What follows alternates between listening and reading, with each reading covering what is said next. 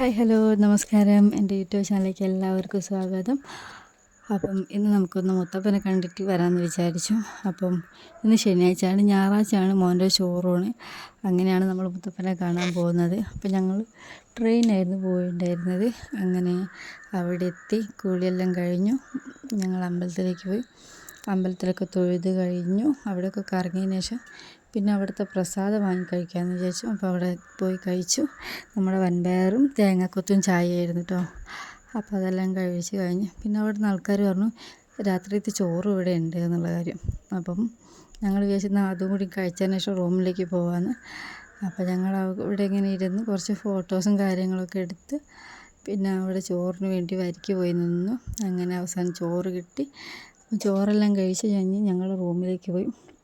അപ്പോൾ ഇത്ര നേരത്തെ ക്ഷീണം മോനുണ്ടായിരുന്നു. അതൊന്ന് റൂമിലെത്തിയപ്പോഴാണൊന്ന് കഴിഞ്ഞത്. അപ്പോൾ അവൻ്റെ കളിയെല്ലാം തുടങ്ങി.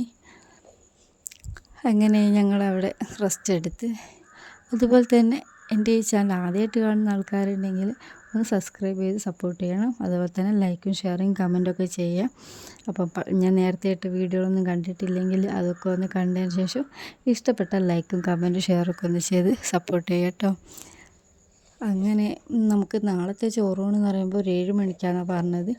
അപ്പം ഇന്ന് രാവിലെ തന്നെ പോയിട്ട് ടോക്കൺ ബുക്ക് ചെയ്തതിന് ശേഷം എത്രയാണോ ടോക്കൺ കിട്ടുന്നത് അതിനനുസരിച്ച് അവിടെ എത്തിയാൽ മതി എന്നാണ് അവർ പറഞ്ഞത്. അപ്പോൾ ഞങ്ങൾ എന്താക്കി, രാവിലെ തന്നെ എണീച്ച് പുറപ്പെടാന്നുള്ള പരിപാടിയായിരുന്നു. അപ്പോൾ ഞങ്ങളെല്ലാവരും പുറപ്പെട്ട് അമ്പലത്തിലേക്ക് പോയി. ഒരു 6:30 ആകുമ്പോഴത്തേക്ക് ഞങ്ങൾ അമ്പലത്തിലേക്ക് പോയിട്ടുണ്ടായിരുന്നു. കാരണം 7 മണിക്ക് തുടങ്ങുമെന്ന് പറഞ്ഞപ്പോൾ പെട്ടെന്ന് കഴിയുമല്ലോ. അപ്പോൾ ഞങ്ങൾ എന്താക്കി, 6:30 തന്നെ അമ്പലത്തിലേക്ക് പോയി. അപ്പോൾ അവിടെ നിന്ന് ചായ എല്ലാം കുടിച്ചു. പിന്നെ അമ്പലത്തിൽ കയറി മുത്തപ്പനൊക്കെ കണ്ടു.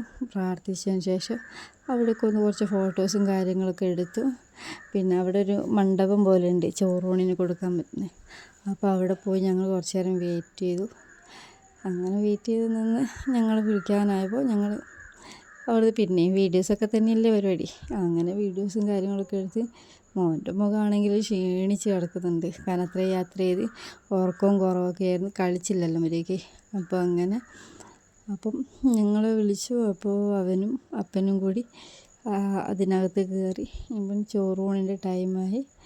അപ്പോൾ അവന് ചോറിന് കൊടുക്കുമ്പോൾ അവനെന്താ ഒരു അത്ഭുതമായിരുന്നു. ഇവിടെ എന്താ സംഭവിക്കും.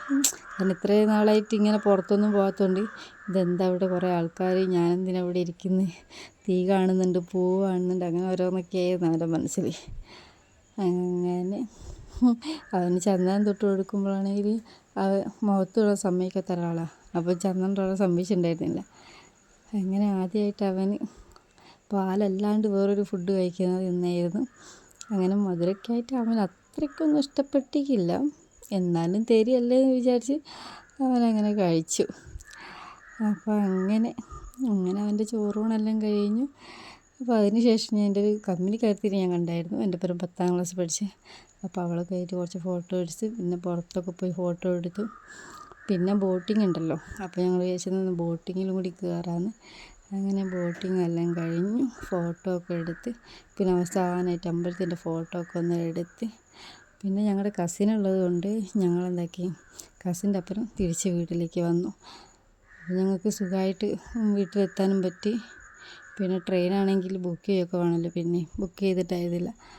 അപ്പോൾ അങ്ങനെ ഞങ്ങൾ വീട്ടിലേക്ക് പോയി. അപ്പോൾ ഇത്രയേ ഉള്ളൂ ഇന്നത്തെ എൻ്റെ വീഡിയോ. അപ്പോൾ എല്ലാവർക്കും ഇഷ്ടപ്പെട്ടു എന്ന് വിചാരിക്കുന്നു. അപ്പോൾ നെക്സ്റ്റ് വീഡിയോ കാണുന്നവരെ എല്ലാവർക്കും ബൈ.